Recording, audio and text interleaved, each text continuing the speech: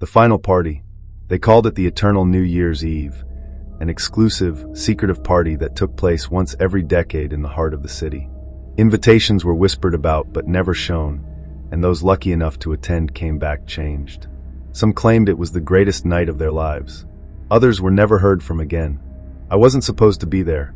My roommate, Chloe, had received an invitation tucked into a gold envelope. She'd been giddy for weeks, showing off the dress she'd saved up for and speculating about what kind of people would be there. The invitation was vague, only listing a time and address. But on December 31st, Chloe never came home. Her phone went straight to voicemail, and her texts were marked unread. I was worried, but not panicked. Chloe had a habit of flaking on plans. Still, the unease gnawed at me, especially as the hours crept closer to midnight. That's when I saw it. The envelope was sitting on her dresser, glinting in the dim light of our apartment. She must have forgotten it. Without thinking, I picked it up, my fingers brushing against the embossed letters spelling out Eternal New Year's Eve. Curiosity burned in me.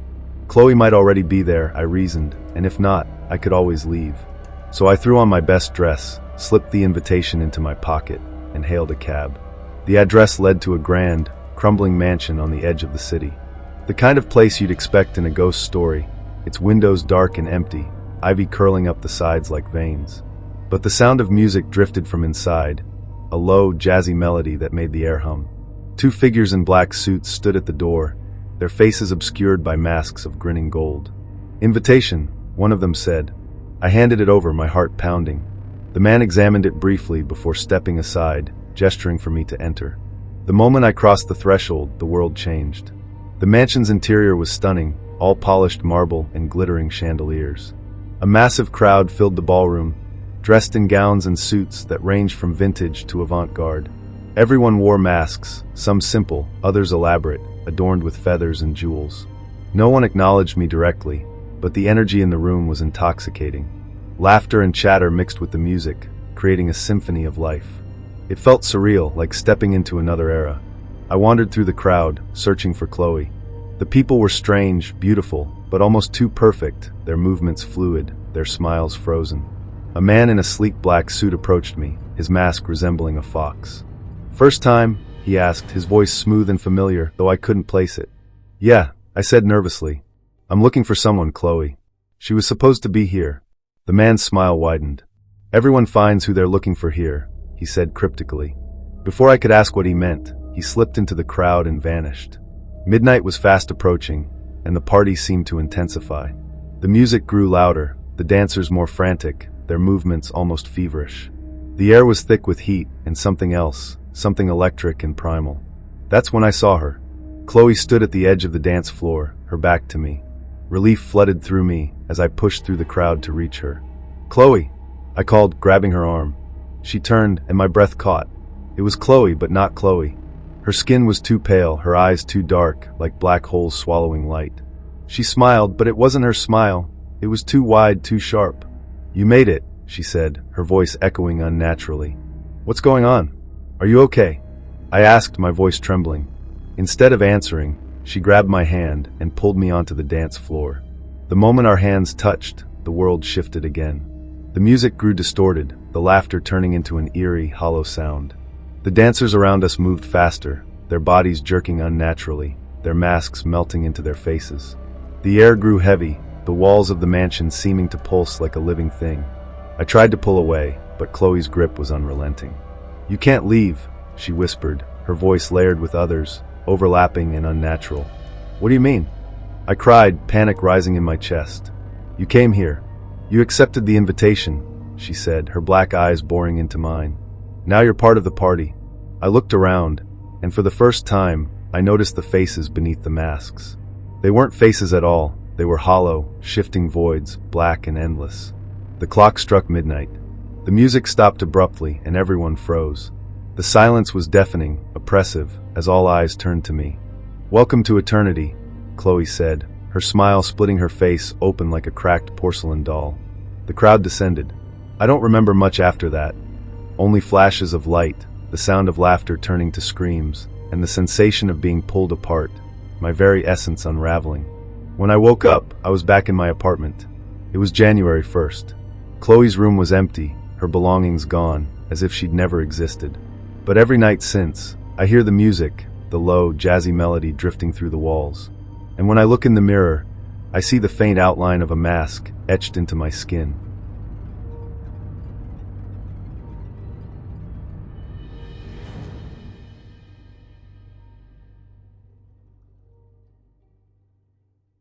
The last toll of the clock. It all started with the clock. A strange, ancient thing, tall and imposing. It stood in the corner of my grandfather's attic like a sentry.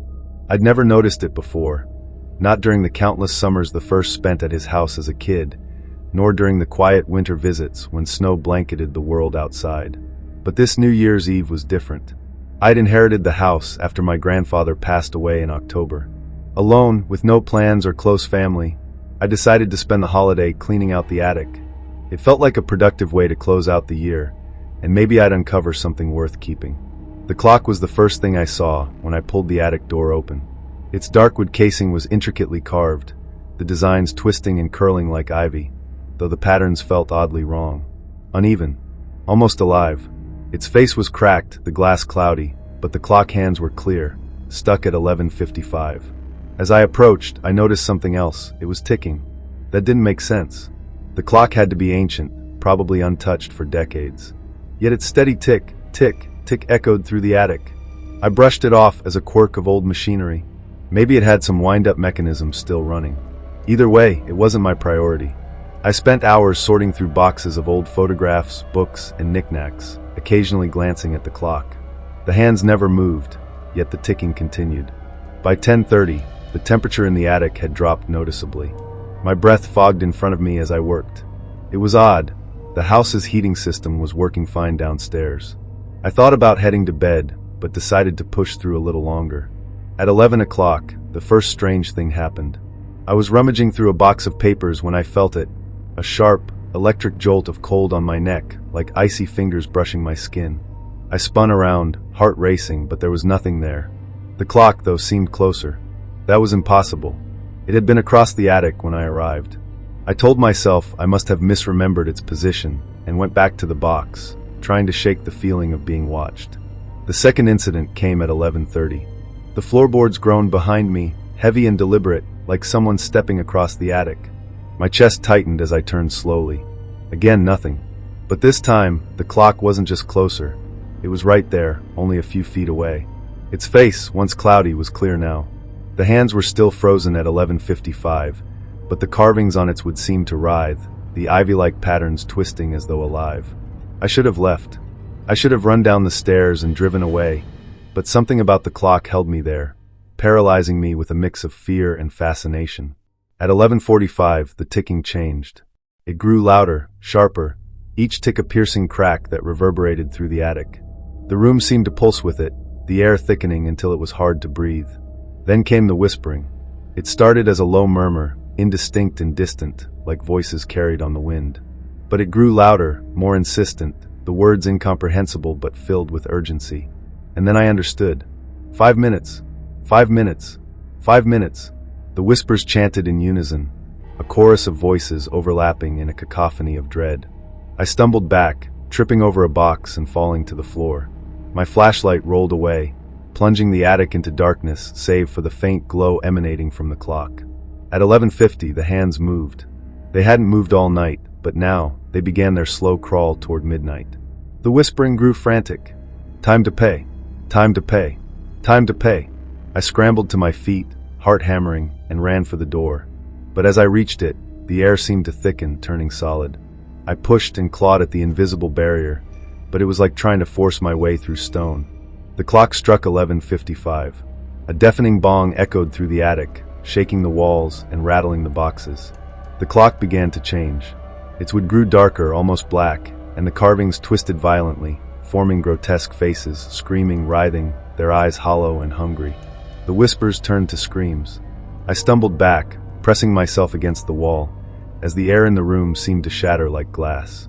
Shadows poured from the clock, writhing tendrils of darkness that reached out, searching, grasping. One of them touched me, and I screamed. The cold was unbearable, searing into my skin like fire. The shadow wrapped around my arm, pulling, dragging me closer to the clock. Pay the toll, the voices demanded, echoing through my mind. "What do you want?" I screamed, tears streaming down my face. The answer came, clear and cold, from the deepest recesses of the shadow. Time. The clock struck 11:59. The shadows enveloped me, their icy grip sinking deep into my flesh, into my soul. My vision blurred, the attic dissolving into a swirling void of darkness and light. And then silence. When I awoke, I was standing in the attic. The clock was gone. Everything was as it had been before, the boxes neatly stacked, the air warm again. I glanced at my watch. It was 12:05 a.m. New Year's Day. I stumbled downstairs, heart racing, and checked the living room clock. It also read 12:05. Had I imagined it all? I told myself I had. Until the next morning, when I caught my reflection in the bathroom mirror. My face was pale, my eyes hollow. And etched into my wrist, in faint, inky script, were the numbers 11 verse 55. The toll had been paid. But something told me the clock wasn't finished with me yet.